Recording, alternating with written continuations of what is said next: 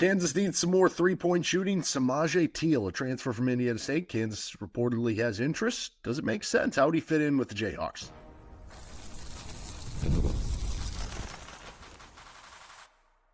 You are Locked On Jayhawks, your daily podcast on the Kansas Jayhawks. Part of the Locked On Podcast Network, your team every day. What is going on? Derek Johnson here. This is Locked On Jayhawks. Thanks for making it your first listen every day. And get everydayers catching each and every episode of the show. You can find us on our YouTube page where you can like and subscribe to the show. And we are free and available everywhere that you get your podcasts. On today's episode of Locked On Jayhawks, we're going to be breaking down Samage Teel. He is a transfer from Indiana State who can really shoot it, who can really score it. Would he make sense for Kansas? Some reported interest from a bit ago with KU. Where does that put the Jayhawks now? He's still available in the portal. We'll get into all that, how he would fit with the KU, and the latest portal news, right? What's going on with Dame Sarr? What's going on with elsewhere around the portal for KU baseball update, all that and more coming up on today's episode of the show, which is brought to you by Monarch Money. Take control of your finances with Monarch Money. Use code LOCKEDONCollege at monarchmoney.com for 50% off your first year with Monarch Money. Okay, so Samage Teel, he is a 6'2", 185-pound point guard from most recently Indiana State. He's kind of been all over. He was at Presbyterian before that. Before that, he was at Winston-Salem, which I believe is a Division II school. So it leaves up for interpretation too. Like, would he be a senior this upcoming season? Would he have multiple years left because the D2 stuff does count, does not, yada, yada, yada. But point being, back on March 27th, so I mean, this is over a month ago at this point in time, right? Like 5-6 weeks ago, John Rothstein tweeted that Teel is receiving interest from Kansas, South Carolina, Baylor, Florida State, Washington State, and Arizona State. Now, since then, it's been kind of crickets, and I find that very interesting because, again, that was a long time ago. That was on March 27th, and again, it is crickets since then. Now, is this a situation where he has to get, cleared because of his years at D2? I don't totally know how that works, but is it something where he's holding out for a bigger role and he wants to, wait for these teams to have a better idea and a better clear picture of what their situation is based on once the NBA draft process comes and goes and, players make decisions? Are they going to come back? Are they going to stay in the draft? Are they going to transfer? Are they going to pick X school? And then it leaves certain schools in a situation where they're like, okay, maybe I'm going to pay more for this kid coming in. Or maybe it clears him up for understanding what specific role his new team would be on. I don't know. I don't have the answer to that of why it's been kind of cricket since then. But this is a player who at 6'2", averaged about 17 points per game at Indiana State this past season out of the Missouri Valley Conference. He averaged over 4 rebounds per game, over 5 assists per game. So just good raw numbers there. 1.2 steals per game, 0.2 blocks per game. He also shot 47.3% from the field. That is also good. The three-point percentage, solid, 34.7% on good volume, 5.5 three-point attempts per game. And then the free throw percentage, 78.7%, again, solid there, 4.4 attempts per game, which is pretty good for a guard. 55.1 effective field goal percentage, that's good. 59.2 true shooting percentage, also good. So across the board here, you're talking good numbers, you're talking good efficiency for Teel. The on-off offensive rating, Indiana State was about 8.5 points better on the offensive end of the floor when he was out there. So again, that is good. And I think by all accounts and all measures, you go through those numbers and you say, okay, this is a very good offensive player, a proficient offensive player. Here's where the trouble comes into these stats here. The on-off defensive rating is 10.6 points worse per 100 possessions when Teel was on the floor for Indiana State. So the defense was much worse when he was out there. Overall, the Torvik grade of transfer rating was a plus 3.3. And you look at the strengths overall for this kid, even though he is a good scorer and can shoot, getting to the free throw line is a big part of his game. 71st percentile in free throw attempt rate this past season for Indiana State. So again, he's able to, get to the free throw line at a good rate. And for a Kansas team that needs more of that, okay, that's a good thing to kind of have there. He's a good transition scorer, 83rd percentile in fast break points per 40 minutes. And also, when you're looking at scoring efficiency in terms of points per possession in fast break, he was 80th percentile in fast break scoring. So this guy who is good at transition scoring. Scoring inside, he's a guard that, I mean, maybe this would just go with the idea of having a guard who can score in transition, get to the free throw line. You would think that guy's going to be pretty athletic, right? Well, 87th percentile for guards at paint points per 40 minutes. So you look at all these three things, and the theme there is that he puts pressure on the rim in a lot of different areas, which, you could say, okay, well, maybe that's a bit redundant with a guy like Melvin Council. But what I think is a little bit different here is that Teel is going to give you more from a shooting efficiency. And I think that scoring efficiency is a strength. Now, we're getting into the questions. Defense is going to be one of those, and that's what's different about him and Council, because Council's known as a very good defender. But anyway, with Teel, 84th percentile for field goal percentage, 86th percentile for 2-point percentage among guards, 66th percentile for 3-point percentage, so that's still solid to good. And again, it's coming on good volume. 64th percentile for free throw percentage, so again, kind of above average to good there. 87th percentile for true shooting percentage. So again, you look at all the way across there, you're talking an efficient player. And specifically, if you're talking his best areas, really strong floater game. He was in the 87th percentile for in the paint on CBB analytics, and also above the break threes, 38.2% on above the break threes, which ranked in the 78th percentile. So very good from that, non-corner area. He also shot almost 37% on deep threes this past season. So he really has good range and can stretch out the floor and create more gravity and spacing for your team. He has a good crossover. If you watch some of his highlights, really good crossover ability. He can shoot off the dribble. He can shoot off that crossover into step backs, whatever it is.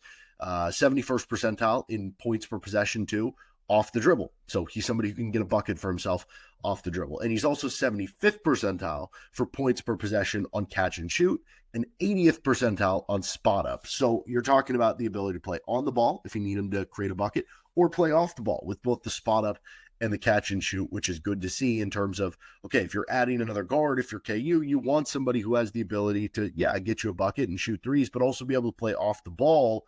And he's shown that ability. The other big strength here, he's also shown solid defensive rebound rates, bad offensive rebound rates, but good defensive rebound rates for a guard. How much does that translate over from Missouri Valley to the Big 12? It probably takes a little bit of a knock, but that is something to be a positive there. Now, some of the questions for Samage Teel for coming in. The adjustment in competition. He began his career at the Division II level. What is the reason for that? I don't know. He worked his way up to Presbyterian, and Presbyterian finished 271st on Ken Palms. They weren't very good. Then he goes to Indiana State this year, and they barely finished inside the top 200. So, he hasn't been, on an elite team or on a team who's playing at Big 12 caliber, right? And he's had just 11 career games versus Ken Palm top 100 teams in 2 seasons at the Division I level between Presbyterian and Indiana State. We got a fly coming in here if you're watching on YouTube.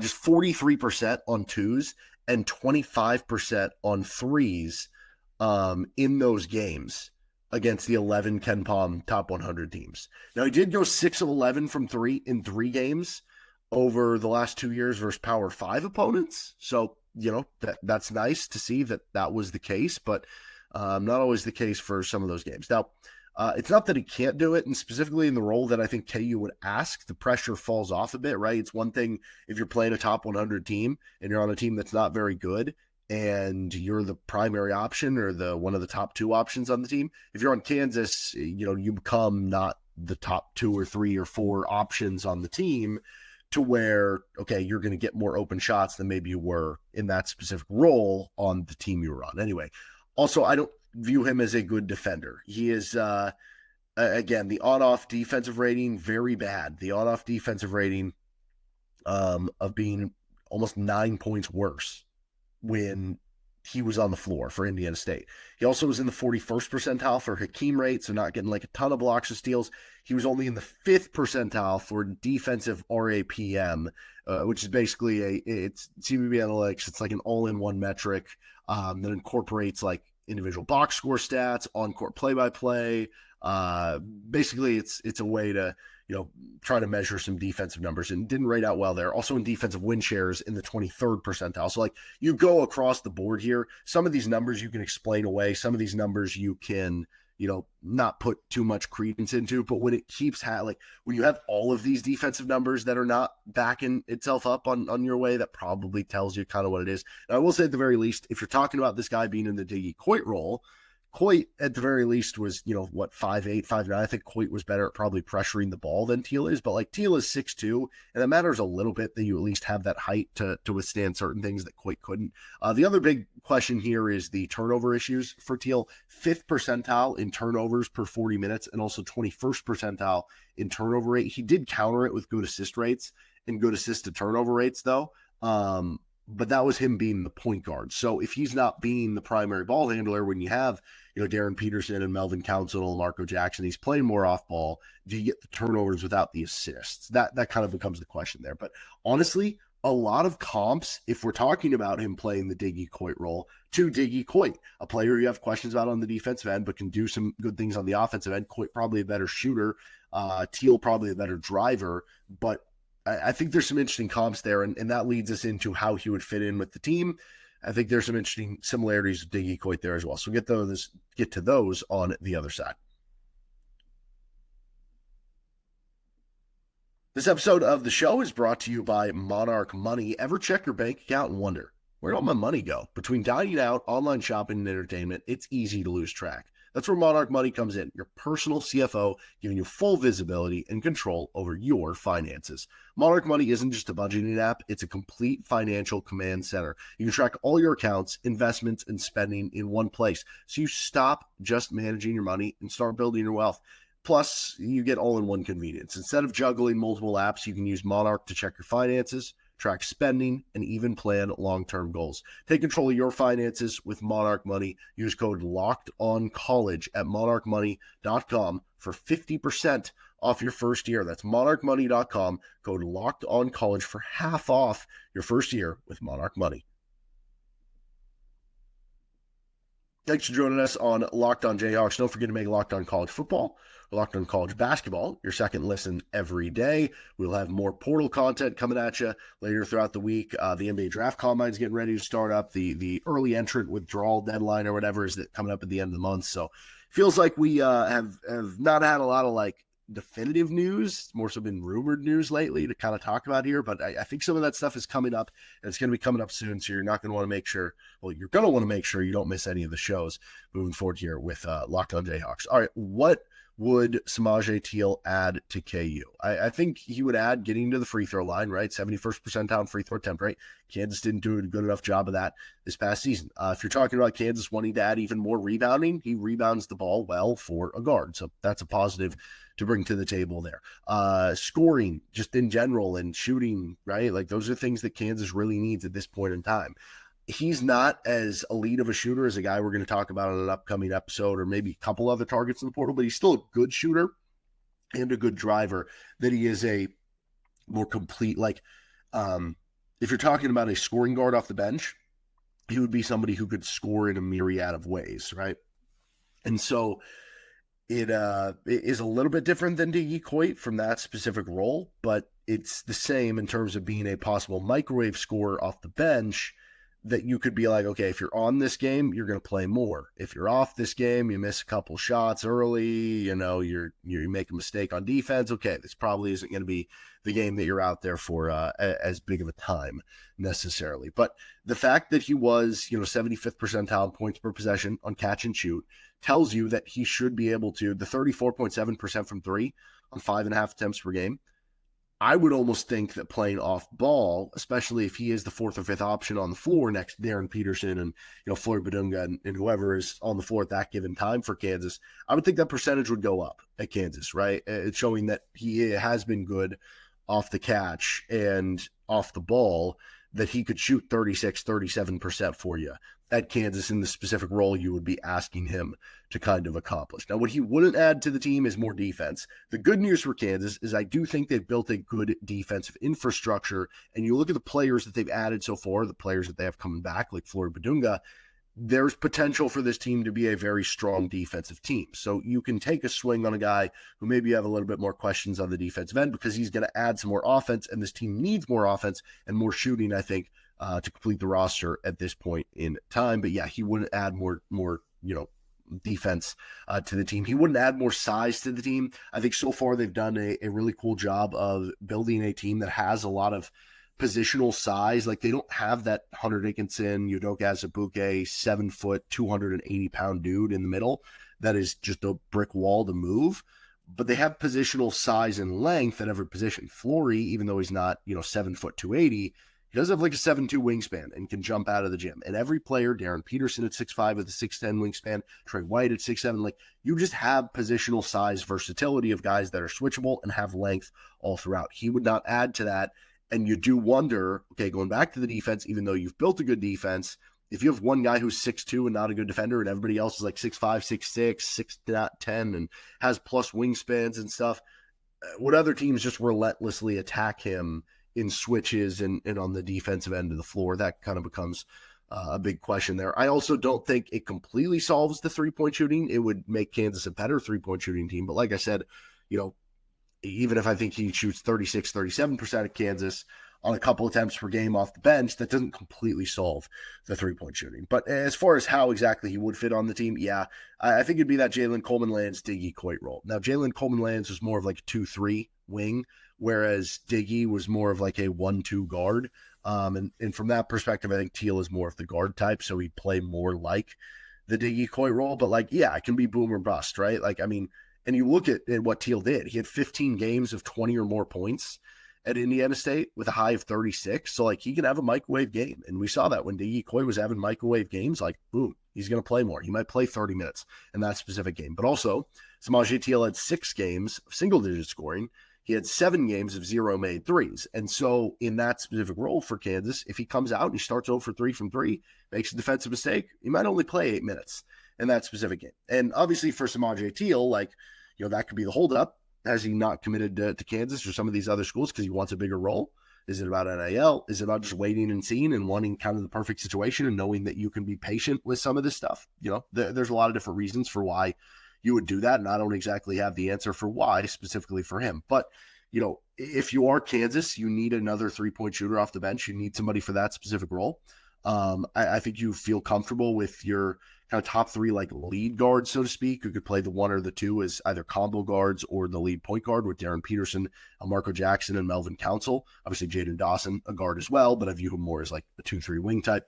And I think you would view Teel as being kind of the 4th guy to that group of like guys who can be a lead ball handler or be an off ball for you. And yeah, for Teel's case, be that 8th or 9th man and kind of vary, are you in the rotation, are you not, based on how you're playing that specific game. But I do think you would add an offensive punch to the team. And I think they need one of those. When you have 4 scholarships left at this point, you're looking to add a stud player. You're looking to add a backup big, maybe a developmental player. And then, yeah, somebody like this, like Samage Teel. So, yeah, I think it'd be a solid add for Kansas in that specific role. What about some of the latest news, though, in the transfer portal for KU? What's going on with Dame Sarr? We get to that next.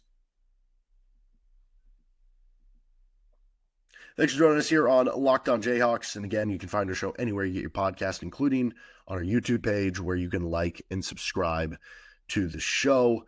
And so Samage Teel still available on an upcoming episode. We're going to talk about John Buggs III, who is another interesting guard in the portal who reportedly at one point in time, again, had some sort of interest from KU. And he is, maybe less of a driver, but more of a three-point shooter. So we'll get to that on an upcoming episode. But also Dame Sarr wrapped up his his recent visit with KU. And as we talked about, 4 scholarships still left for Kansas at this point in time. I think you're looking at, backup big, developmental player, maybe that Diggy Coit, Jalen Coleman-Lands role, or maybe you go with a second backup big, right? And then the other spot is reserved for like that difference maker, possibly, if you're Kansas, right? And that could be Darryn Williams, that could be RJ Lewis, that could be Jameer Watkins, that could be Dame Sarr, that could be another international player that we don't even know if all these players stay in the draft and avoid Kansas and you're left looking for somewhere to go and you have to go back international, whatever. But Dame Sarr would fit that billing. And these guys being projected by, a lot of people as a potential first-round pick in 2026. He's already, removed himself from the draft combat and stuff, so he's not going to stay in the draft this year. But he wrapped up his visit to Kansas. Obviously, he hasn't committed, at least as of yet, as I'm speaking right now and recording this. And I know some Kansas fans might be panicking a little bit. They're like, oh, no, he wrapped up the visit and didn't commit. And there are some guys where that is the case. It's like, if you don't land them on the visit, you ain't ever landed them, right? And that can kind of sometimes be a sign. There's other times where that's not the case at all. Like I think about me. I want to say I don't remember this for sure. It feels like so long ago at this point. But with Hunter Dickinson, I want to say he visited Kansas and visited other schools. I don't know. There was all sorts of smoke with Hunter Dickinson. One where it was like kept under wraps and like weird stuff would leak. Where it's like, is this true? Is this not? And he ended up picking KU. And that was a long process. So I'd imagine he visited Kansas and then there was time between him picking because like that one was drawn out a little bit and Kansas ended up winning that recruitment, right? And there's other situations too where this happens where Kansas gets a kid to visit. Maybe he visits another school and ends up picking Kansas, or maybe he visits Kansas and goes back home and waits a few days and tries to decide, right? So I'm not reading into, oh, he just got done with the visit and hasn't decided. And think about this too, like if you are a kid from, and I don't know where Samage Teel, because again, he's born in Italy, but he was playing basketball for Barcelona and Spain. So like I don't know where his like home is at this point, where he would consider that to be. But it's a big adjustment to go from playing in Europe to playing in the United States. And so that's a big decision to have. So like why wouldn't you take your time and factor in everything and think about this? So I'm not saying they're getting him or not. I'm just saying like I'm not reading between the lines of, oh, he didn't commit right on the visit or right when the visit ended. Like he might end up in Kansas, he might not. I'm not reading one way or another into that too much. Somebody else I brought up on a recent episode, I forget if it was Thursday or Friday, but talking about Malik Thomas, somebody that I thought that would make sense for Kansas to get involved with because he's a good shooter. And if you don't land one of these kids like Sarr or Williams, maybe he'd make sense. But he ended up picking Virginia. So see you later on that one. And then the last piece of news here, little update, I guess you would say, KU baseball bounced back. Last we talked, they had lost to BYU. They had lost, 4 straight Big 12 games, but they bounced back. They won on Friday night, taking down BYU, and that was when they were celebrating senior night. So able to get a senior night win, that's always fun. And that win also gave them a school record for wins in Big 12 play. So that was cool. And then they followed up on Saturday. They got up early and then they gave up the lead. And then they had a 9th inning comeback walk-off winner and ended up, I believe that broke a record for regular season wins for KU, just overall in terms of Big 12 plus, regular season in the non-con.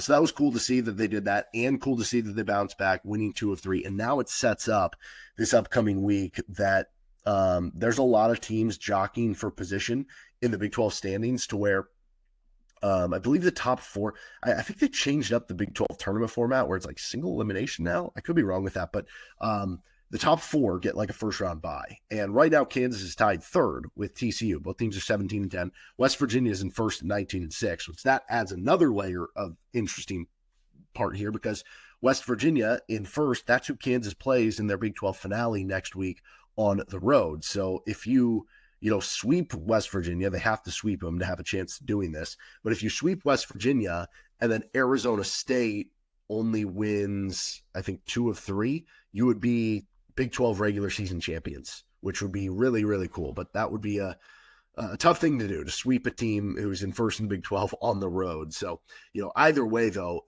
looking to do some damage because, like I said, tied with TCU for 3rd.